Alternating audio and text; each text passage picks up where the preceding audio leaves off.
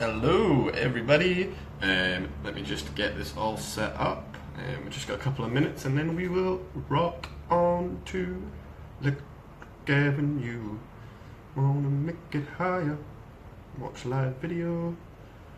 Hello Ali and Ian, how are you?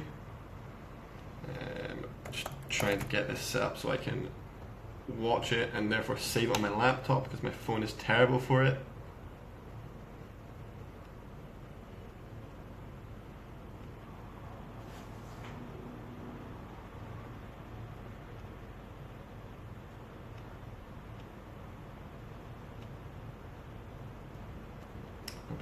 Ian, I was watching your little workout videos, very impressed.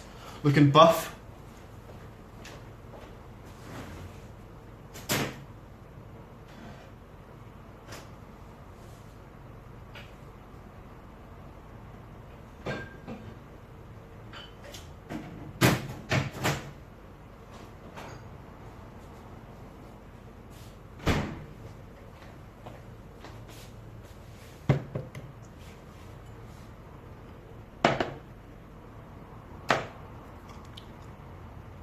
Trying to get those jeans to right, my friend. Right, let's just see if we can get this to work on my laptop. Technology sucks. And let's just see if we can get this to work on my laptop. There we go. Awesome. Let's mute that. Cut these out. Awesome. Excellent. So we just got a minute before we get started, but if any of you guys have any questions straight away, please feel free to, hey mum, please feel free to drop them. Hello June. Today we're going to be again talking about carbonation. For those of you that watched the one on Wednesday, this will be a refresher. For those of you that haven't had a chance to watch it yet, please drop any questions, and yeah. I don't know what time it is with everyone. With myself here in Thailand, it's 3 in the afternoon. For yourselves in the Philippines and Singapore, it'll be 4, which to me means it's time to crack out some whiskey and maybe start yourself off with a drink. I know my mum and Ian are back in the UK, in which case it'll be 9 AM. Is that right? So you maybe don't want to crack open the whiskey just yet, but anything will do. Hi Verity. Yeah, hope everyone's doing well. We'll get started.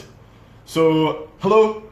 I'm Daniel, the whiskey ambassador for Southeast Asia for Bacardi. I look after some lovely whiskies such as Dewar's, Aberfeldy, Altmore, and Craigellachie, which I just don't have sitting right in front of me at the moment.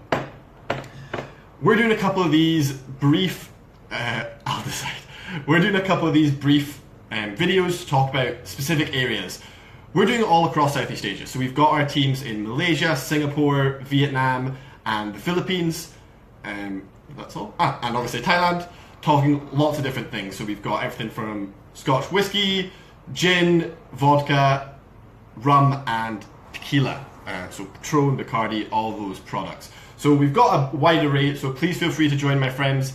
I will post a picture up later about what my day is like, and at the bottom of that I'll include tags for all the other guys. So if you have enjoyed this one, please feel free to catch up on theirs as well.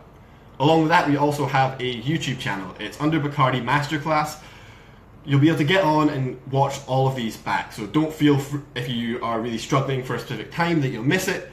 You'll be able to watch them all back. So hope you guys enjoy, and we're going to talk a little bit about carbonation, fizzy water, and highballs.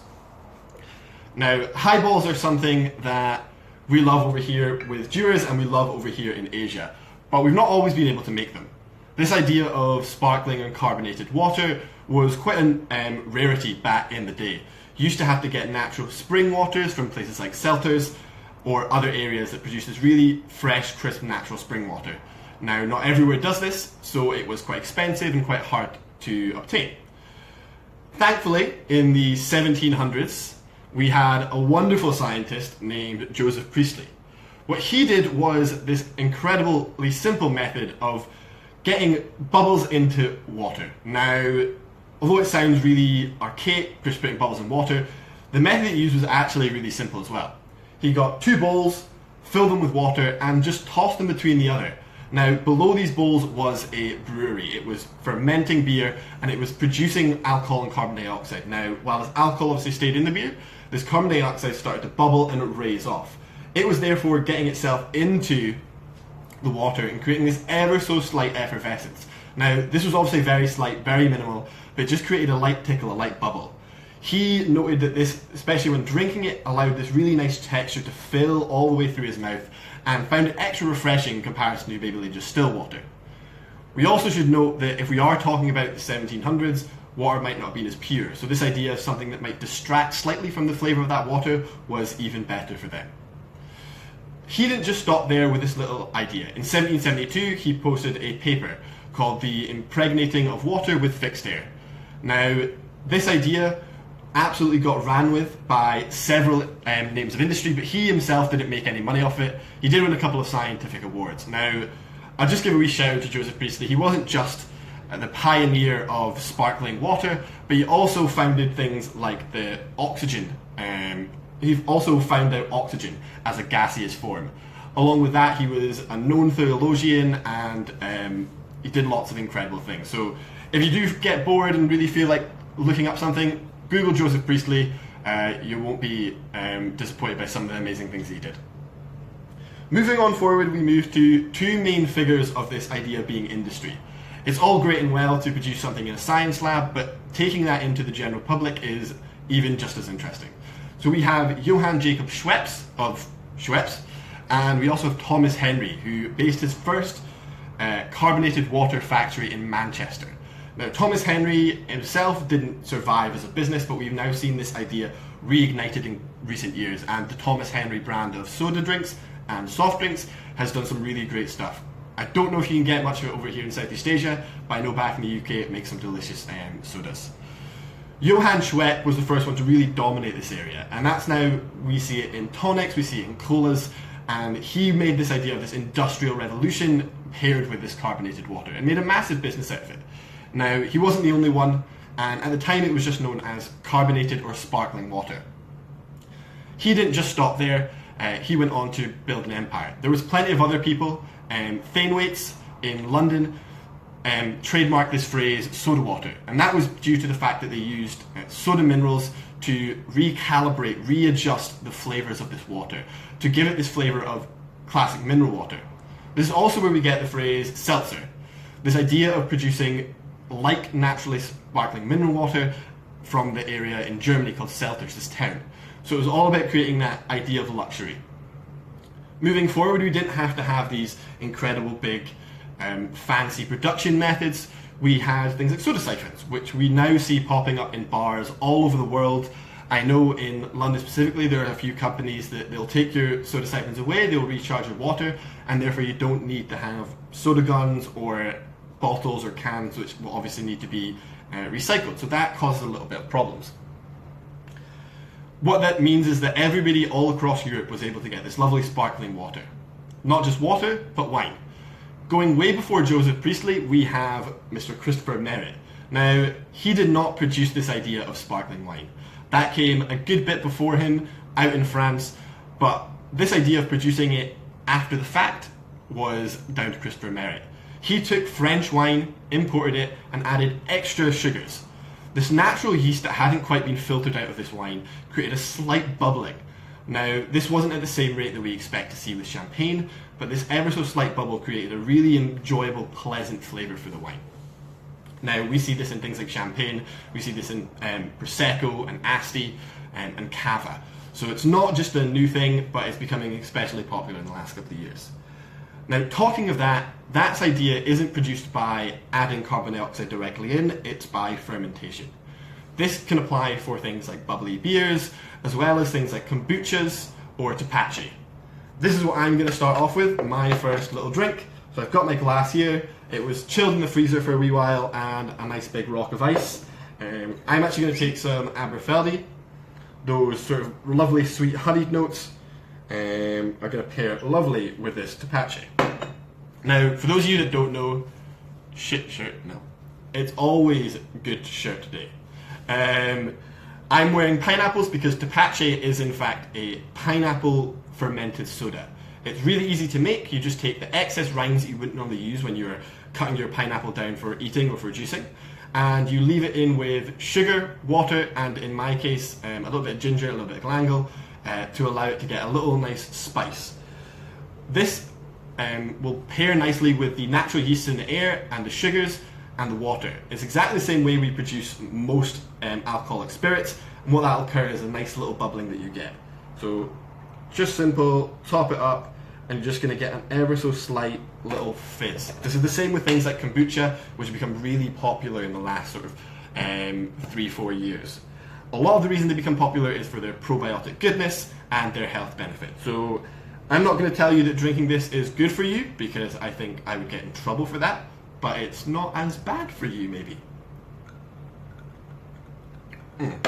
Lovely. What you're going to get is that really nice sweet pineapple sweetness, really tropical fruit note that you expect, but you're also coming in there with a little bit of spice. That's going to pair nicely with whiskey. Now, when I say highball, we're going to talk a little bit about also just this glass and the style of drink. Now, highballs have been around for over 100 years. They've become incredibly popular in cocktail bars in the last maybe 5 years due to this movement away from stirred down and brown and alcohol content is everything. We've seen lots of importance on creating drinks that are good for you to drink responsibly. Exactly. Drink responsibly, everyone. Don't drink at home alone too much. Try and get on the phone to your friends so it's a little bit more of a social life. Now, for creating highballs, they've been around for over 100 years, and where this phrase highball comes from is one of two interesting stories. Peace out, we have to get up. One of two interesting stories. The first story applies to the American Railroad. Now, nowadays we see green light, yellow light, red light. That's not a tongue twister, so I don't know why I'm struggling. And that means stop, go, or slow down. Back in the day, they didn't have these fancy lights, so what they used was a ball on a big pole. If the ball was at low height, it meant for the train to slow down, that there might be obstructions coming up. If the ball was high, it meant go straight ahead, don't worry about it, speed up. This was then, in theory, paired with the idea of drinking highballs. With neat Scotch, you would maybe sip it slowly, take your time, whereas highballs you can drink quickly and you can drink them multiple times. You can over and over, you can enjoy them the whole evening, and they're nice and refreshing and good for a nice summer's day. The other story actually talks about a little bit of Irish whiskey, where they would use the phrase ball of malt to refer to a measure of whiskey. In theory, if you had a nice little short stubby glass, that would be a ball of malt or a low ball, and then topping up nice and tall with soda could be a highball. Now, as with most drinks history, we have no real idea which is true. And the main reason for that is everybody was probably drunk when they decided to tell this history. For those of you that are big into cocktail history, you'll know that there are hundreds and hundreds of different ways to make drinks or stories of how they're originated. And we'll never ever know all the answers. But those are the two that have really sort of come to the forefront. Now, in the late 1890s, we saw the phrase highball finally getting used in return to mixed drinks. A Friend from India, which was a play, featured it that he would drink a highball, and then we saw a couple of cocktail books in the later 1890s include highballs, but they were both with separated the word high and ball. This maybe made more reference to the idea of a high ball of malt. A lot of them included Irish whiskey or brandy, but we're going to talk predominantly about Scotch. Now, who invented the highball?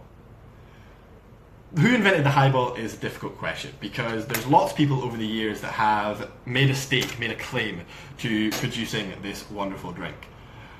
My favourite story is obviously Tommy Dewar's. Now, Tommy Dewar's was living in New York and he was partying it up hard on Broadway, and he walked into a bar or a saloon and he ordered a whiskey, and he got this, in his eyes, a horrible glass, and he didn't want to sit and sip away too much. He wanted something that he could drink fast and enjoy and socialise with.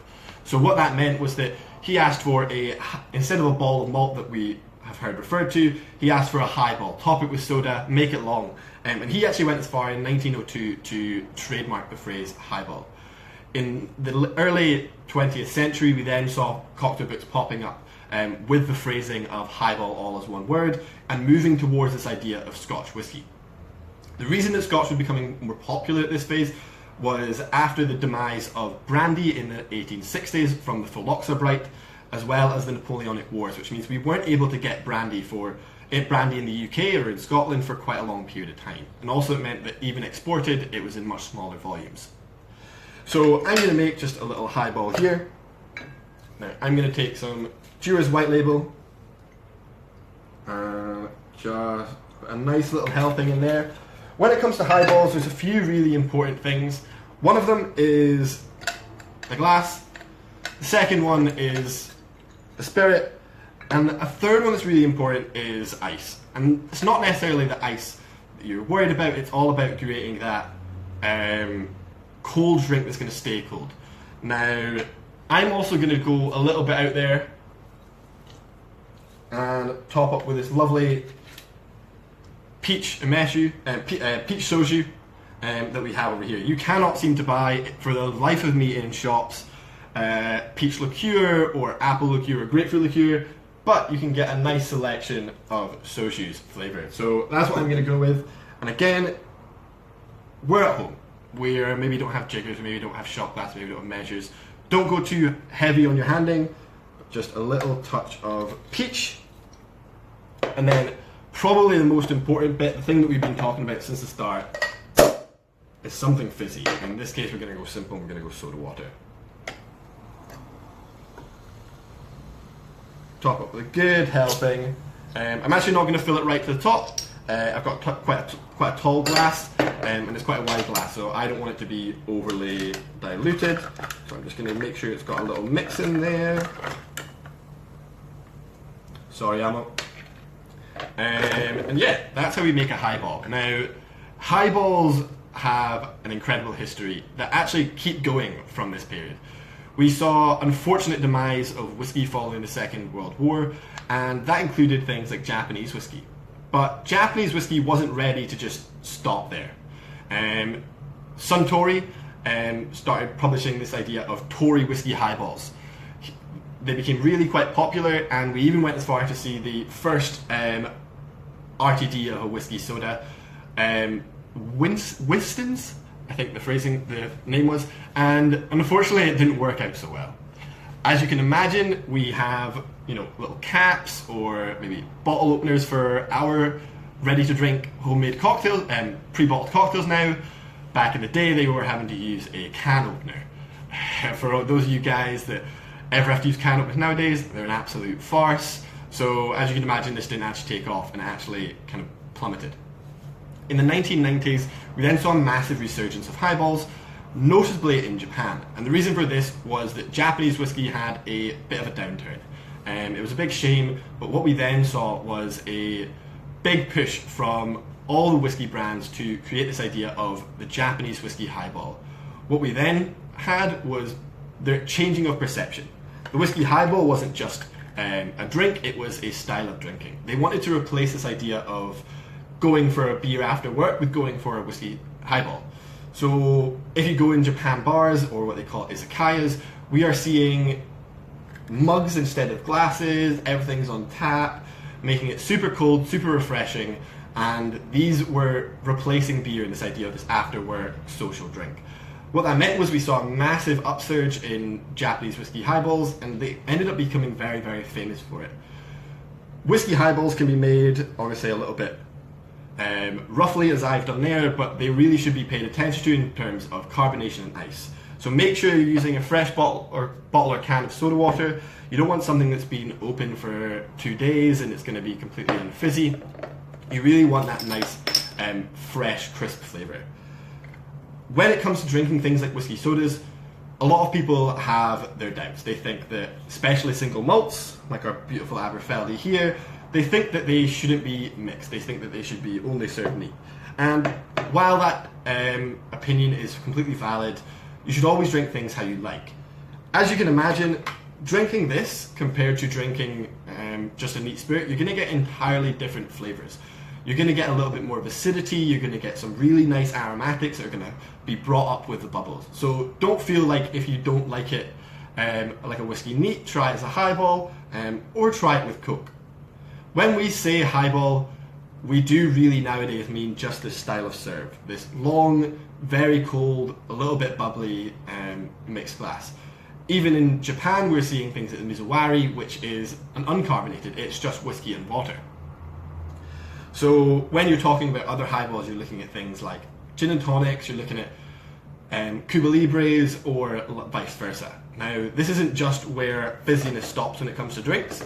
You can also use things like champagne and French 75s, or one of my favourite styles of drinks is fizzes.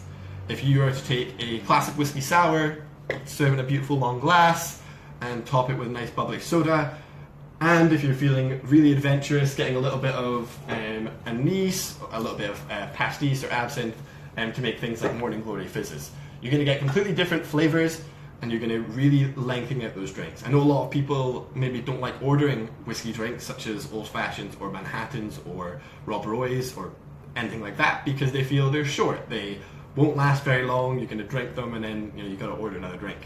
That's where I say move on to things like highballs, things like fizzes, and you'll get to enjoy your drinks a little bit longer. You also don't have to worry as much about things like dilution when you're talking about fizzes, because you don't really use ice.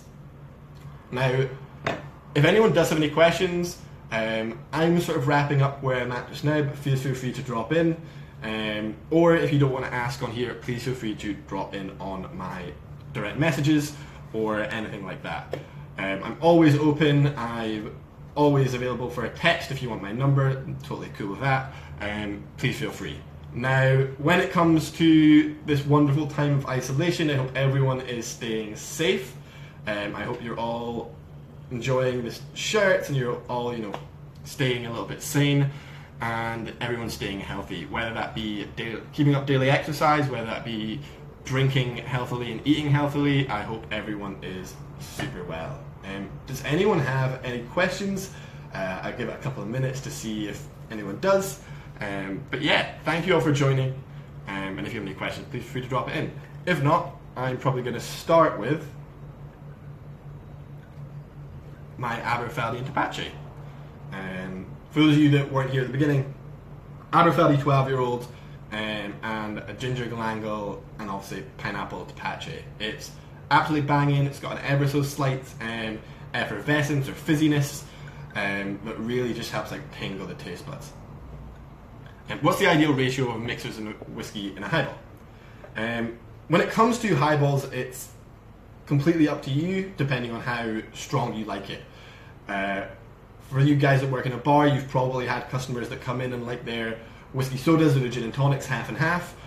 I personally am 1 to 3, so 1 part whiskey to 3 parts soda. So if you're talking about, say, 30 mils whiskey, 30 mils whiskey, 90 mils soda. Or that works with Coke or lemonade. Any tips on ice at home? So ice at home, the only thing I would really recommend not doing is buying store-bought ice in the packets, because it really is the worst you can do. When it comes to making cocktails, you've got to be really careful of things like dilution and temperature control. So you really want to make ice easily at home, and I will show you exactly how I do it.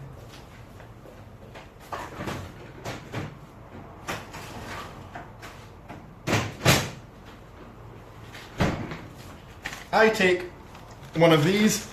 It's just a Tupperware box I received for a takeaway of some sort, I'm not actually sure what, and I fill it with water. And then I simply let it defrost a little bit, it pops out, and I just use any sharp knife and any blunt object.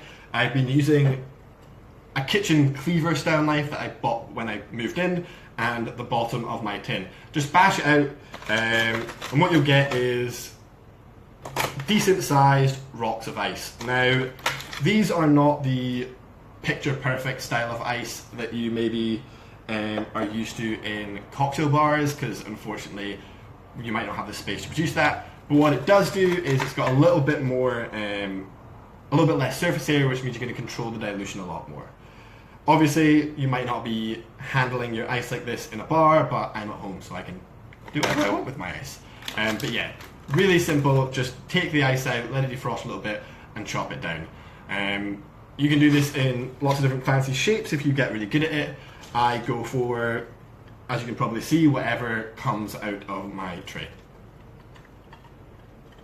You can also buy quite big ice molds, which are also perfectly fine. They might be a little bit leaky, some of them, if you're looking for like a sphere or something, but yeah, they'll work just good. Awesome.